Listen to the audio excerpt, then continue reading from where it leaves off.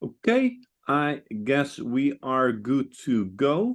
So welcome everybody on the first day of the virtual GSC UK. I'm here with Devante and Sabine, who will share their expertise and knowledge and experience on how they got involved into the platform, and from there on, we'll share a lot of information. With that, I would like to give the floor directly to both of you, Sabine and Devante, and have fun. If there are any questions, please feel free to ask them in the chat. And yeah, have fun. Thank you very much, Joris, for the introduction. Welcome everyone. And the intent of our session today is many of you might know, for instance, Leticia Carroll. She is a hairdresser turned mainframe systems analyst and IBM champion. But still, many people feel daunted when it comes to breaking into this industry. So we would like to share our journeys and hopefully inspire others to follow into our footsteps. So I started off as a software developer. That was in 2001 to 2004.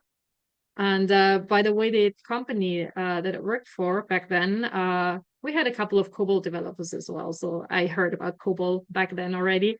We programmed some job scheduling software there. And thereafter, I wanted to dip my toes into the aviation business, and I never got out of it anymore.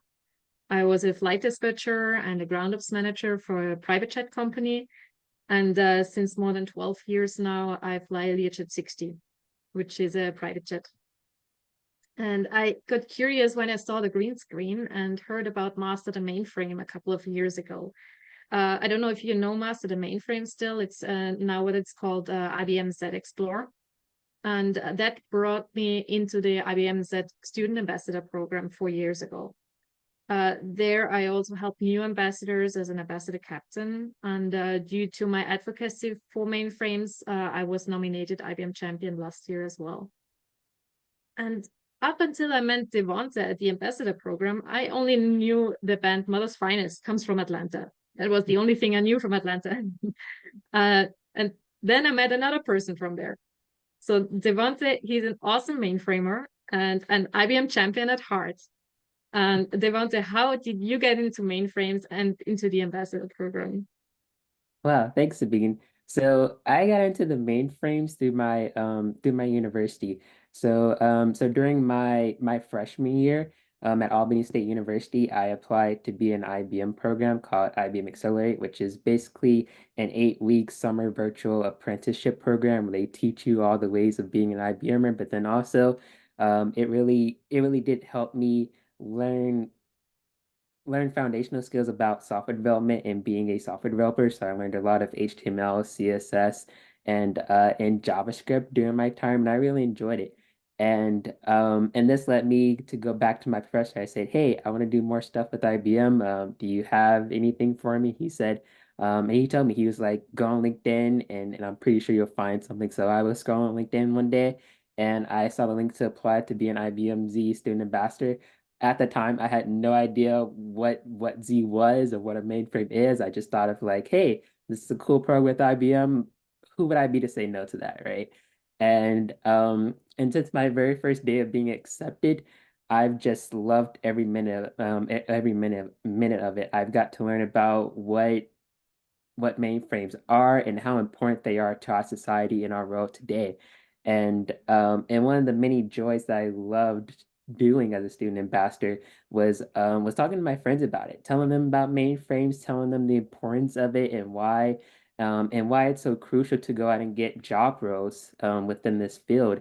And their lives, they just lit up with excitement. And then also mainframes, it wasn't a part of the curriculum at my university, so this really gave me an opportunity to step outside the box and step outside of my comfort zone, and um and just give me the opportunity to learn something new and so exciting. So I always like to say that the mainframe chose me instead of me choosing the mainframe, but I never regret my decision in going into this field, and in all honesty, it's one of the best fields in computer science because the community is so great, so awesome. I get to meet like-minded people like you, Sabine, and others around the world who all share the same passion and love that we do for mainframe. So it's just really amazing. And then also I got to learn new skills through um through IBM Z Explorer, and then also through the student ambassador program. So I would say that it was just really fun that I was able to that I'm able to get so involved with this field at such a young age. But then again, it feels like well, yeah, it feels like I've already accomplished so much within this field.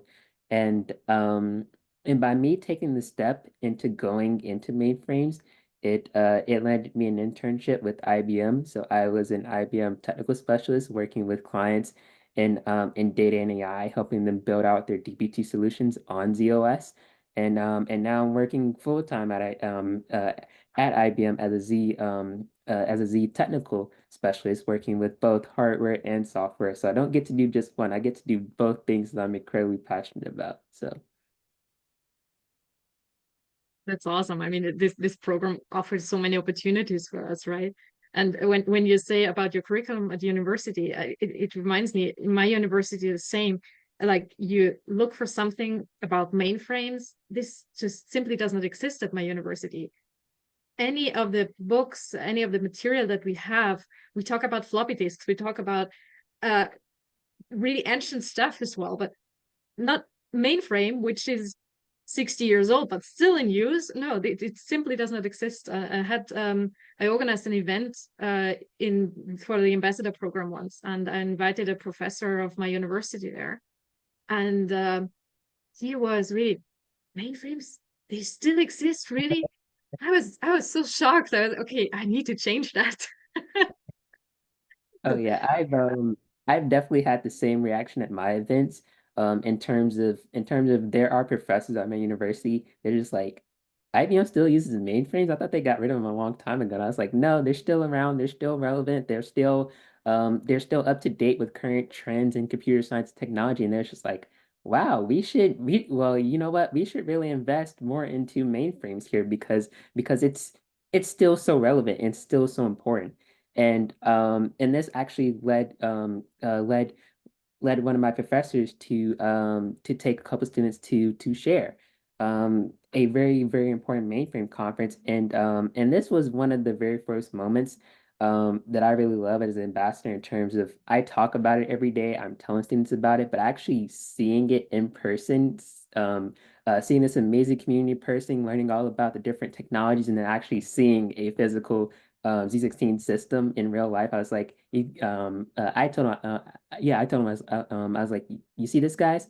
I wasn't making any of this up. This is, this is completely real. Everyone here has the same passion for mainframes as I do. And you know what? Go talk to them. Go network, because this community is it's just so amazing. I'm very grateful to be a part of this community, and to be a part of this community. And then also, we they have special events just like this, in terms of where you can connect with other mainframers, talk for just hours and hours about everything mainframes. And I think that, it's just so incredible that we get to be a part of this amazing community. And of course you as yourself as a champion, just to really be vibrant advocate leaders for this platform. It's really amazing.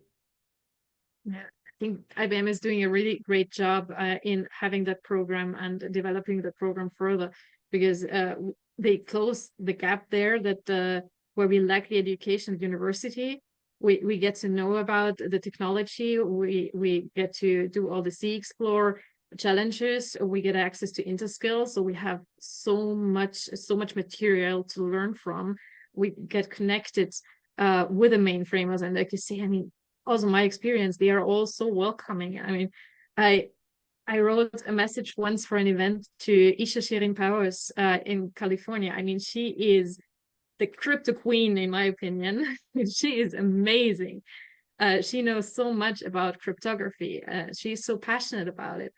And she is so happy to share her knowledge and talk with students. And I think you don't see that in many areas, that people from that level of experience uh, still talk with students and willingly come to events and explain things in a way that are really easy to understand, although it's quite a difficult topic. And your experience with Share, that reminds me of my experience at Tech Exchange.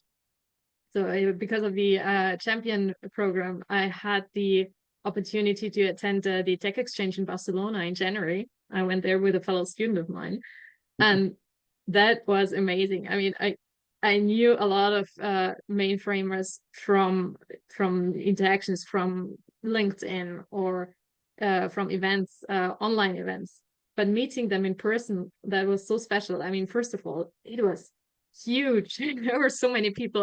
I guess you cannot compare it to Share. I guess Yeah. for you it would be small. For me, it was an immersive experience, really. I met Herb Daly there. Joe Winchester, I admire him. I know him from the ambassador program. We had the opportunity to meet him on the round table of executives, Oh yeah. and he's a great guy, really amazing personality, and so happy to share and talk with people. I was standing there for hours and we were comparing our experiences, my experience in aviation and his experience in sailing, and where are the common things and differences. That was really fun. And Kiara Bolton was there as well. You know, she's all over LinkedIn with Mainframe of Barbie. And there she was as well. I met her personally. Reg Harbeck from Canada. I recorded a podcast recently with him. He was there as well. Lucas Jaks, he is from Czech Republic. He is also a former ambassador, and he was there as well. And I was also so happy to meet a fellow Austrian, because I'm from Austria, and you know, you're a small country. Usually, you don't meet people from Austria. And Alexander Pavlik, who is from GSE Europe, he was there. So finally, I met a mainframer from my country as well, which was amazing. So it was a great event, but also I was nervous because you have all those highly experienced people, Right. and you come there as a student. Like, what do I know? But it was really, I attended a lot of sessions, hands-on as well, and I learned so many things. So if there are any students who have the opportunity to attend those events, I would just say, okay, don't be scared, just go there, because you make meaningful connections, and for sure you learn something. So that's just an amazing opportunity to make use of. What did you like most actually about the ambassador program? I mean, for me, it was definitely this making connections. That was one of the aspects. What was it for you, Devante? Hmm. For me, I would say that I had the most fun in the ambassador program hosting events. Just in terms of planning an event, probably about 3 weeks away, and actually hosting it with IBMers at my university, it was just awesome. And one of my friends, she told me this. She's just like, when you're talking about mainframes, you just light up like you just light up like a pinball machine. And and that brings me joy to be able to talk about it. And even though I'm still new to this, I'm not an expert yet, but to be able to talk about it at an event with other students, to actually feel like, kind of feel like an IBM expert at that point.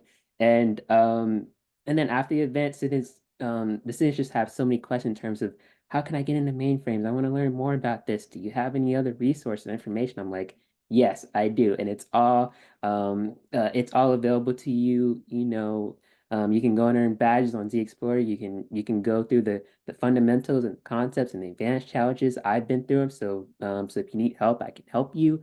And it's just so amazing to get to see that chain reaction of talking about mainframes and get people exciting about mainframes, and then seeing them actually get into mainframes themselves.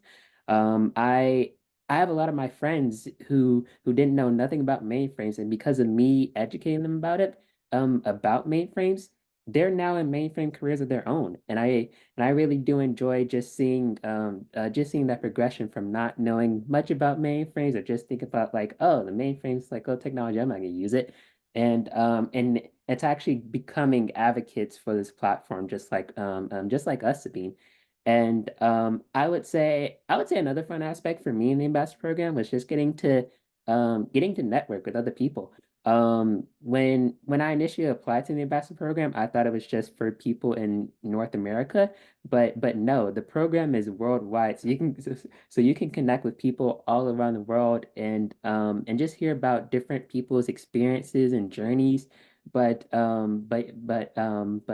I would say just getting to network and host events was definitely the fun part for me as an ambassador. I really do miss it as an IBMer, but I'm hoping to do it more as an IBMer now.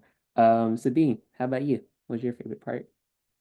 Yeah, I fully agree with you. I mean, yeah, as I said, the networking, meeting people from all over, learning about specifics of their countries as well. I mean, okay, I do travel a lot, but most of the other students probably haven't been in many places. So I think it's a great experience, intercultural experience already. And then also I love the events. I mean, we did some events together and it's challenging. I mean, like you say, you're in North America, so we are so many time zones apart. So that's definitely a huge challenge, but you learn so much from it as well. I mean, I have a presentation coming up at my university now, and 4 years ago, if you would have asked me to hold a presentation there, I would have died.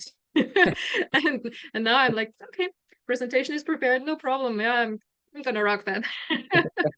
So it gave a lot of personal growth as well.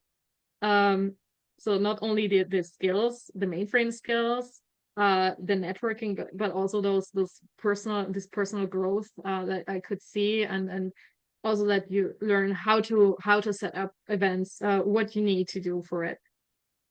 So there are so many things involved with it.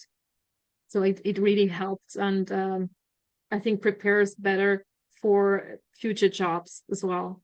Mhm. So that's a great aspect, I would say. And I love as well the Sea Explorer now with the All-Star badge. It's good that they always change something, right? So now, okay, I still miss a few challenges. Yeah, okay, let's do it. Now I want this All-Star badge.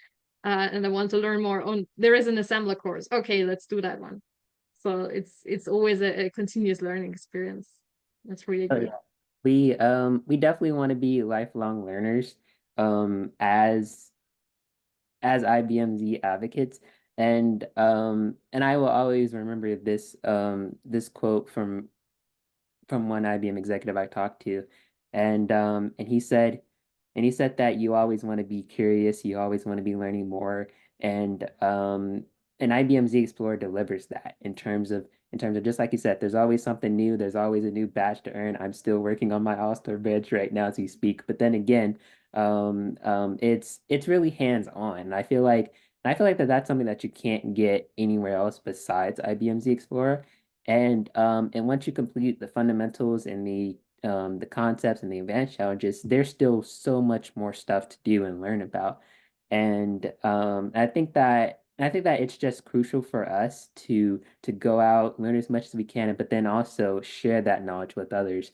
I think that that's also super important. And then outside of the Explorer, we have InterScale and other courses and resources that we can go out, earn badges, post them on LinkedIn and say like, hey, check this out. I just earned a super cool badge. It was around assembler, COBOL, or RACF, or whatever mainframe topic interests you the most. If you have a curiosity about it, go out and learn it. Just soak up as much as you can, but then also talk about it with the experts and gain even more insight to that. I think that's super super critical in being a lifelong learner. Yeah. I think you touch a good point. I mean, this lifelong learning, that's especially in IT, that's so important. I saw it when I changed over from IT to aviation. After half a year, everything has changed so much already. So you're out for 6 months. Oh, everything is different. So and this gives you more the sense of, yeah, you need to continuously learn, and this is really important in that job, and that makes you see, okay, do I have it, what it takes? Uh, am I really willing to put in the work? So I think that helps with that aspect as well. And Devante, initially you have said that you did not know about mainframes. What was actually the most surprising thing for you about the mainframe? Hmm. I would say for me, learning about the hardware, in terms of it's it was a lot more challenging for me at first, but I reached out to a very good friend of mine at IBM, and he sent me a lot of great resources, a lot of great videos. I'm pretty sure we've all seen PJ Calano's LinkedIn videos and TikToks. That was really inspirational for me in terms of learning more about the hardware. And I would say for me, the hardware was definitely the most funnest part for me, just in terms of learning how it works, how it operates, and then also just really trying to learn more about the hands-on components of a mainframe.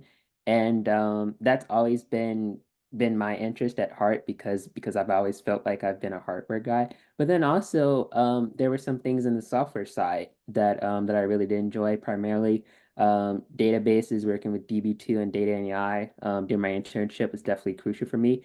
And it was something that I felt comfortable with. And most of the interns, they would come to me for questions in terms of like, hey, do you have any experience in DB2 or data AI? I can really use your help. And I think that by having that insight and that knowledge, that really did help prepare me for my role that I'm in today. And I'm definitely interested in both hardware and software, how they interact together, and just really trying to learn more about that, so in that way I could be a really much broader mainframer in terms of knowing both the hardware, the software, how they interact together, but then also how they interact separately. So I would say both the hardware and the software was definitely the most fun thing that I've learned throughout my mainframe journey. What about you, Sabine? Uh, I did not expect the mainframe to be such a modern machine. Uh, I mean, usually people think, oh, aviation, everything is new, everything is up to date and modern, and mainframes, yeah, that's the old stuff, right? And it really surprised me. It's actually the other way around. Uh, because the aircraft I fly, I mean, it was manufactured like 30 years ago, and things in aviation, they don't change much or only slowly, because you need so many approvals. You need to it needs to be tested so thoroughly. I mean, that's the same thing like with the mainframes. You mentioned PJ Catalano. People probably know his test floor tour, and he really tests those mainframes. And in aviation, that's the same. Everything will be tested so thoroughly to make sure it's safe, it's working properly. But that also means that in aviation, things are still old, because you need a lot of testing, you need a lot of approvals from manufacturer, from civil aviations.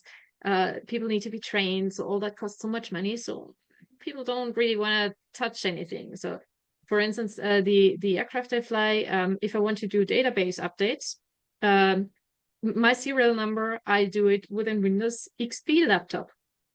Anything newer than Windows XP does not work. If you have an older serial number of the same type, you do it with zip disks. And yeah, that thing still flies. Works perfectly, yeah. but that's yeah, that's not the kind of technology that you would expect. But then you have a C16 with an AI accelerator with quantum safe encryption, Right. and that's also something you don't expect, right? If you don't know about it. So that I think is really fascinating. So I really love this idea of the quantum encryption. I recently did a Microsoft Azure course, and I asked them, okay, guys, what about your systems? What about quantum encryption? And they're like, oh, no, we don't know anything about it. We don't have anything like that. So I really love that IBM is already prepared. I mean, we have all this super important data on the mainframe, and this makes sure that it's safe also in the future. Uh, what about you? was there something like that that you did not expect as well that you saw then on the mainframe? Yeah, so I would say kind of similar to you with the quantum safe encryption. I would say AI embedded within the processor of the Z16 system. I think that it's something that's completely revolutionary in terms of it's never been done before in a modern computing system, and to be able to process transactions at the scale that mainframes do, it's important to have AI capabilities in that because most most clients, they probably won't catch it right then and there as AI would, or be able to detect the fraud. So I think that that's super, super important. And it also set a revolutionary standard in terms of like, okay, well, now that we've embedded AI within a mainframe, what else can we do with it? Can we use it for developers in terms of translating code from COBOL to Java and help them modernize the applications a lot quicker and to increase developer productivity in terms of it really did open the doors in terms of like, okay, we know that we can now do this. How can we expand upon these capabilities? And um and and becoming a mainframer at this right time, um I'm really glad that I decided to become a mainframer right now because this is like really the inflection point of embedding AI into mainframes, and it's only gonna go up from here in terms of the capabilities of AI and what it can do for us in our everyday lives. And but then also what can it do for businesses in terms of how can we how can we use AI to not replace people but to help them be more efficient. So I would say that that's definitely been something that's been really eye-opening for me as a mainframer, and I'm just excited to see where it goes from here. Yeah, the AI part, what I'm always curious about, I did a lab in the at the Tech Exchange about because I'm interested in databases, DB2, that's the part that's most interesting for me. And there were two good sessions about SQL data insights. Mhm. So that's AI infused SQL queries. So there you see it as well already. So really great session because the nice thing there was you had the lab, so you could try it out yourself, and you had the session where they presented what an insurance in Switzerland is doing with it. So that was really interesting there. Oh, I can see in the chat Herb was commenting to before the similarities between avionics and mainframes. Yeah, things absolutely have to work. Yeah, Oh yeah, I yeah, agree. go with the stuff that works. Yeah, absolutely. Yeah. And I'm at the moment a bit yeah, looking for mentorship to just to grow my knowledge about DB2, and I want to know more about it. I did all the interskill courses already about DB2, but I feel like okay, I got everything out of there what I could already. So I'm looking about a bit into mentorship now, and that's also something that the ambassador program offers to ambassadors who are really active. That they're gonna match us with mentors to further our education to help us with our journey. So I'm really looking forward to that. How about you, Devante? Have you had a mentor? How did that help you? Oh yeah. Currently, right now, I have about several different mentors, and most of them are within my own team. And some of them are outside my team. Some of them are technical mentors, some of them are non-technical mentors. And my manager told me, he said you can never have enough mentors. And that's really the case because these mentors, they have been with me since the very beginning. Since I first applied into the ambassador program to graduating college, and now working full time. Um, I they're very crucial because in terms of, you can learn something from your mentor, but then also your mentor can learn something from you. And every time I talk to one of my favorite mentors, she always says at the end of our meeting, she's just like, "You always teach me something new." And I really do love that aspect in terms of like it doesn't have to be so one-sided in terms of if there's something new that you're learning and you want to tell it to your mentor, tell them. I'm pretty sure that they probably heard about it before and they'll be interested in it, or if they don't know much about it, it gives you the opportunity to teach it to them, and then also they can connect you with other people in that specific field or area. So I think that it's really good to have several yeah, to have several different mentors across different backgrounds and different in different aspects. And that way you can kind of get like a full picture of of a topic. Because one technical mentor on my team, the very first day that I met him, he quizzed me about everything about mainframes. And and then after that meeting, he told me he was just like, "You want to learn more about the hardware? Go read the IBM Z16 Tech Guide Red Book, and in 2 weeks I'm gonna come back to you and I'm gonna quiz you on stuff in that book." So so so like so like so like right after that meeting, what did I do? I went and downloaded that Red Book and just just started reading it. And I think that that was really crucial for me in terms of he did well in terms of like he wasn't asking me to do it. He was telling me to go do it because it was all for the better good. Because within that 2 week span, I learned more about the Z16 hardware and architecture than I've ever known throughout my entire time in the ambassador program. I was like, you know what? That wasn't it wasn't a waste of time. It was actually for my benefit in terms of preparing me for my role because when I'm talking to clients, I have to talk about the hardware. I have to talk about the software and how it all interacts and how it interacts within their data center. So I need to know about all these aspects, and that way I can be prepared for that conversation when I have it. And I definitely thank him for it. Like every time I talk to him, I'm just like, you know what? Thank you for telling me to go do that um because if you didn't, then I probably wouldn't have read it right now. And I think that it's just so crucial to have mentors to push you to go out and do things and learn new things. And that way, it can help prepare you for your future self down the line. So I would say that it's definitely good to have several mentors, technical and non-technical, then also just people that you can go to. If you're having a really challenging day and you want to get some stuff off your chest, you can talk about it with your mentor.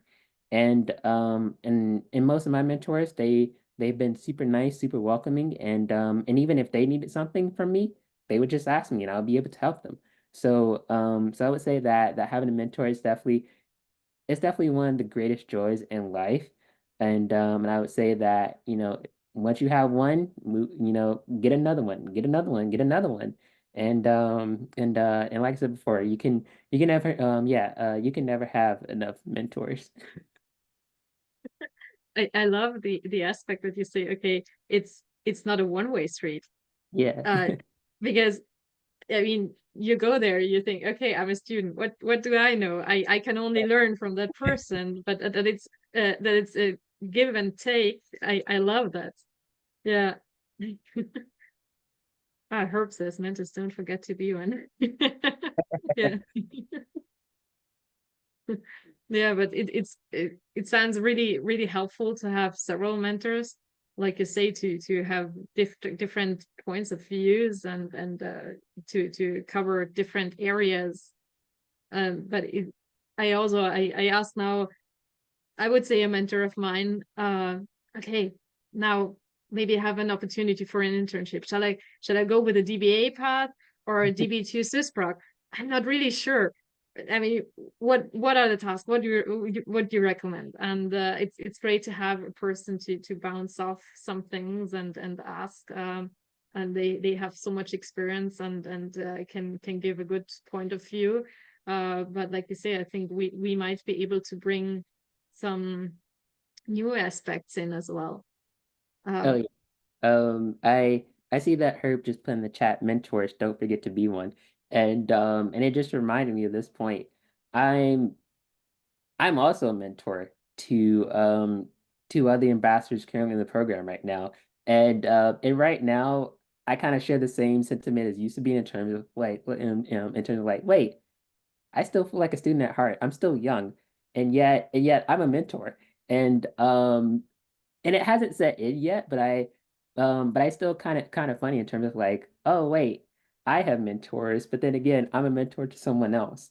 And I think that it's pretty funny in terms of how life always circle back around in terms of you were looking for a mentor, but now you are the mentor mentoring someone. And I am really glad that we're able to mentor upcoming ambassadors, current ambassadors, because we've both been there in that situation in terms of we know what it's like to plan events and work, um and then also do schoolwork, and then also coordinate with people in different time zones. So we get it. So I think that it's really more personal um to be able to mentor someone who's in the situation that you were once in terms of, you know what, I can relate to that. I can help you more in terms of I've been there. So I think that by having a mentor who's also been in the same, situation that you are currently in, it's also very, very beneficial as well because they can relate to you a lot more. Absolutely, yeah. And I'm curious, your mentors, are there in your local geographic area? Do you know them personally, or do you like to more or less spread your mentors all over the globe? I well, most of my mentors they are here in the US, but I definitely do know some people around the world in terms of, if I ever need anything, I could just message them and be like, hey, can we can we schedule a chat for about 30 minutes on this topic? And I would also consider that being a mentor as well in terms of someone that you can reach out to personally and just talk to, whether it's about mainframes or not. I think that that's also something that's really important. But I definitely like to spread my wings in terms of spreading out my mentors across the world, and then also across different topics, because I have mentors outside of mainframes, but most of them are within mainframes. But it's definitely good to spread your wings a little bit and learn something new. And then also you can learn something new about a mentor that's in another country as you. You can learn more about their lifestyle in their country, and then hopefully you get to see them in person someday. So I think that's really cool to be able to get to spread your wings, talk to different people, and most people in the Mayfair community, I've never had anyone tell me no to learning something new. So I'd say that this community, they're all open arms in terms of looking for mentors. Yeah. I like I also like to have a variety. I mean, I think it's good to have mentors in my local area because sometimes I had a question. Okay, in Austria, for instance, is it more COBOL or PL1 being used? Stuff like that. Okay, you need someone local for that, right? To know that stuff. But then again, like I say, it's good to have people from all over and learn from their experiences as well. Because I think especially our different cultures, sometimes it makes it difficult as well to work together, but you can learn so much from each other as well. So it's really good to have a good diversity there. Yeah. Oh yeah. Hey, Sabine, I have a question for you. What's it like being an advocate for mainframes and being an IBM champion? Could you share a lot more about your experience around that? and what's one of the things that you like to advocate for within Mainframe? What's it like? Well, I feel like, how can I advocate? What do I know? Why am I champion?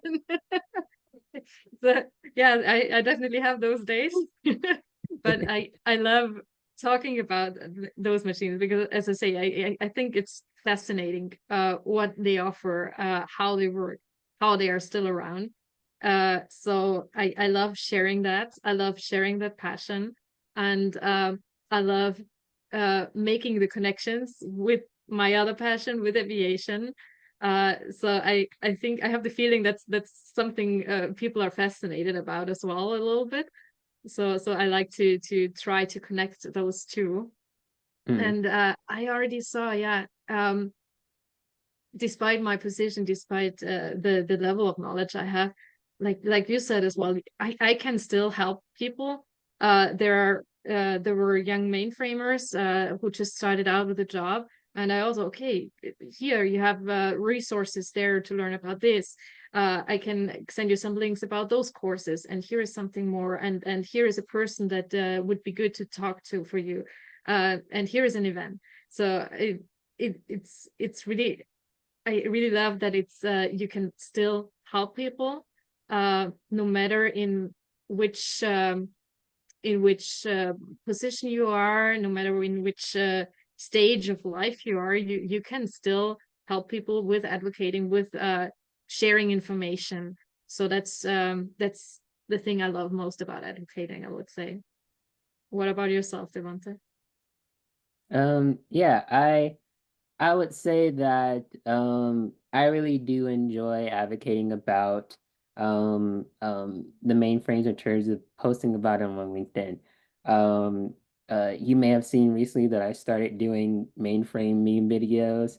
I'm following in the footsteps of PJ Catalano. He's actually the one who inspired me to go out and do it. It's like, you know what? I want to do something fun. I want to try something new.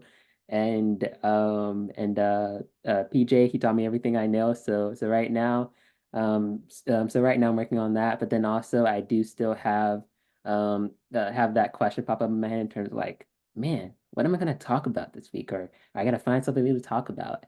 And I think that it's so much fun because it allows you to be creative in this space, but then also have a lot of fun.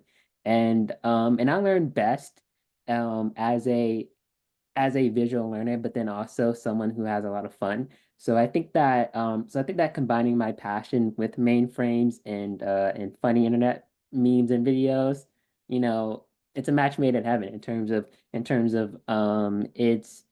it allows you to be funny, but then also teach something new. And Mm. I think that that's the most fun part for me as being an advocate. And then also doing things like this. Um, like I said earlier, one of my favorite things as an ambassador was to host events, and now I'm the one, speaking at events as well. So I think that it's really fun, and I really do enjoy it, and just like you said, Sabine, I'm an IBM champion at heart. Um, I I will always continue to advocate for the mainframe and be a really strong supporter of the platform now, now working on it full time. It's definitely it's well, yeah, it's definitely one of the things that I really do love, and I'm really glad to and I'm really glad that I'm able to share this passion of my love for mainframes with everyone. So it's really fun. I think it's the great thing about advocating as well. Like you say, okay, you're thinking about what can I post this week, and then you start looking up things because you Right. you want to have some interesting facts. So by advocating, you continue to learn more and more as well. I think that's also a great aspect of advocating. So, Mm. Devonte and Sabine, there's a question from Herb in the chat. I'm not sure if you can see it, but it's quite interesting. He's asking a few things. First question is, what do you think made you different from your cohort in terms of taking up the mainframe challenge? Any thoughts on that? Hmm. Okay, I Um, went through several cohorts, so I'm thinking. Uh, well, I would say in each cohort you can see a few people who just try it out and see for themselves, yeah, okay, interesting, but not something for me. And then you have the other group who is really into mainframes and really continues with that path. And we know several people who were ambassadors and who work now in the mainframe business. Not only Devonta, there are so many others.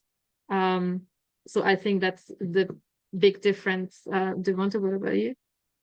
huh.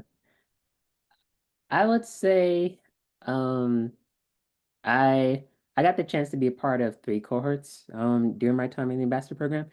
And I would say that one thing that can really make you um uh, different, I would say, or make you stand out is to, like I said before, be curious, go out, earn badges. I have about 30 badges to sell to date, and most of my peers, like Sabine and fellow ambassadors in the program, they they went out and earned badges as well. And it's like every day I I see one of my friends earn a new badge on LinkedIn, and they talk about it a lot, and I'm like, you know what? This is good. This is what makes you stand out in terms of you're taking the time, you're working, you're putting the energy outside of school and the ambassador program to go out and learn more about mainframes. And then also you post about on LinkedIn, so that way everyone can know about it, recruiters can know about it, so that way you can get hired in this industry. And I think that's something that really does make you stand out and does make you different in terms of it shows to me in terms of like that person's invested, they're interested. So I would say go out, learn it. And one thing that I like to say at my workshops is that knowledge is our greatest superpower. So go out, be different, break down the walls, do whatever you got to do to learn it. And once you learn it, stick with it. Learn it again if you forget.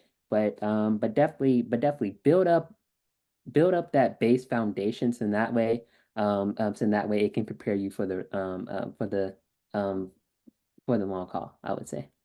Yeah. I think we have in this cohort as well, we have someone who really stands out. Emma Skofgård from Denmark. Oh yeah, I love them. You saw her already. She is amazing. I mean, she collects badges like nobody else, I think. Oh Uh, yeah. yeah, and she's someone who stands out because of the way the knowledge she acquires, the amount of knowledge she acquires. And we have in the Germany, Austria, Switzerland region, we have a young talents mainframe community as well. We have Mhm. a monthly meeting, and last time she was the speaker. I mean, she's still an ambassador. She's an apprentice, but she was teaching us like, okay, how can you utilize VS codes, and where is it good, where does, which pros and cons do we have? So yeah, those are the people who are special in the cohorts, I think. uh, okay, the next question that Herb had: if you could change one thing about mainframe culture, what would it be? Do you have any thoughts about that? Uh, um, I as of right now,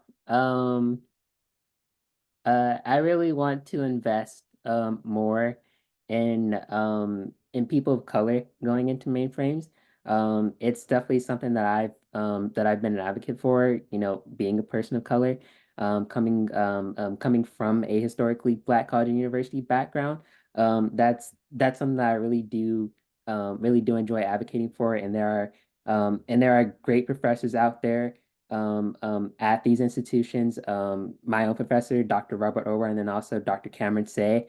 They are just absolutely legendary and champions in terms of connecting students to mainframe resources, and then also sending them to events such as Share and having them speak at IBM Z Day and other events as well. So I would say that that's one thing that I really want to get more people in and more people interested in. And then also once we equip them with the right skills, getting them into jobs. So in that way they can be prepared for success in the long haul.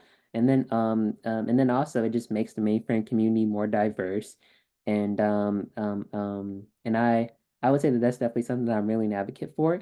And I'm here for it. So Mhm. What I see, I don't know if if it's a local thing in our countries, but if you look Germany, Austria, Switzerland, we all speak kind of German, so more or less the same language. Not exactly, but yeah. Uh, and I see many people being afraid of I don't know if it's really afraid, but uh, don't really want to hire people who don't speak the language. mhm, Um, okay, I live in an English speaking and Arabic speaking country, but I live abroad, so I'm used to speaking English all the time. So I don't know if it's me, but I would love to see more international people in companies as well. That we don't say, okay, we have to have a German speaker. You might have a great student there who has so much mainframe knowledge, who would be a perfect fit. But yeah, we just want someone speaking German. So I think that would be something I would like to see being changed. Um, and the last I question. think, by the way, that that's something which, on one hand, happens a lot, and the mainframe community is very easy accessible from other countries. But from a language perspective, I agree with you that sometimes companies like to stick on their native language in many countries because of the ease of that. So I, Mhm. although I see a lot of international movement going on, companies itself, they like to stick to regional. So that's a good point. Yeah.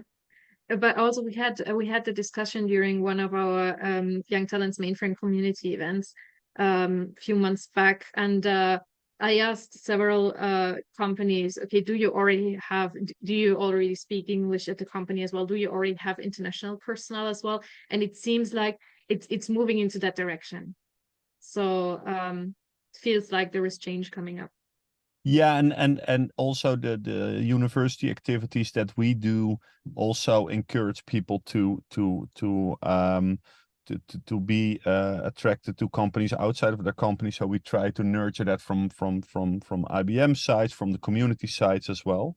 mhm. We have somewhat 5 minutes to go, so perhaps the last question would be perhaps a good closure for both of you. What is the topic newcomers must need to hear about, and how would you present it? In which medium? Ooh, huh, that's That's a interesting. good one. Yeah. Um, you got something, Sabine, or you want to go first? The difficult one. uh, So I think okay, if you talk about newcomers, I guess you mean young people as well. And I have the feeling that okay, I'm not such a spring chicken anymore, unfortunately, but I have the feeling that young people especially go with TikTok and a lot of video content. So I would say the medium to present it with should be by video. Um, TikTok or maybe Instagram. I think they have videos as well, right? Mhm, So that and the topic itself. Hmm. Well, AI is a very hot topic at the moment, but I think it's maybe a bit too hot. So I would say go into the other topics as well, and don't forget all the rest over AI. yeah. Um, I would say for me, I definitely agree with you, Sabine. Videos is probably the best medium to go about teaching it. Um, I would say for me, pick a topic that you're interested in, but then also tie it back into into a more broader popular topic, such as Sabine said, you can talk about, different AI features within the mainframe, and then probably tag it to like what's currently going on with AI in the news. I would say I would say that that's definitely something to be able to bridge the gap and be able to get people to relate to, seeing as how we're all seeing it unfold together. I would say that that's definitely something that I'm starting doing a lot more in terms of connecting the topics that I'm learning to current trends and events right now. So, but yeah, I would say whatever you're interested in as a newcomer, if it's something that piques your interest, talk about it. Mhm. Perfect. Nice, nice one. Perhaps if I may ask my thoughts on that, we're doing a lot of hands-on experiences and a lot of hands-on exercises, and I think especially for the young people, for the new generation, for the newcomers, it's important to understand that although the platform does have its specific uh, features and powers, on the other hand, it's just a platform where you can run everything on. You can program in any language on it. You can use it. You can interact with it like most Linux systems, etc. And I think that's also, especially if you are a newcomer, you don't want to get involved directly into the green screen. So there, for example, in Z Explore, the VS Code interface is being used. So I think that's also something which can be very helpful to mention. Any last words from either of you? We have 3 minutes to go before closure. And if there are people in the audience with a last question, this is your moment. This is your time to ask them. And thank you, Herb. And I agree with that. You're chasing Thank the you. culture as you speak, and I fully agree with that. Thank you, Herb. We Thank you. really appreciate it. I just want to say, and then I'll pass it over to Sabine if she has anything. But I just want to say it's definitely the community that makes this industry special for me. Champions just like Herb and Sabine and Joris, well, everyone here on the call, we are all legends in this space, and I just want to say thank you for the opportunity for giving me the chance to speak along with Sabine about our journeys, and that way we can inspire the next generation of mainframers coming up behind us. Yeah, I would also like to extend that thank you. And I would what I would like to say to the next generation is don't be afraid. Don't be afraid of connecting with people, just pinging them on LinkedIn, asking them a question, because some people think, oh, those are highly experienced people. I cannot just pop a question to them. Don't be afraid. If you don't ask them, you already have a no. Right. So just go for it. You can only win. Absolutely, absolutely nice. That's a nice closure. So, both Devante and Sabine, thank you very much for joining today. Thank you, everyone in the audience for taking the time to listen to them. And I hope to meet you soon. Thank you very much, and yeah, enjoy the rest of your time on the virtual GSE.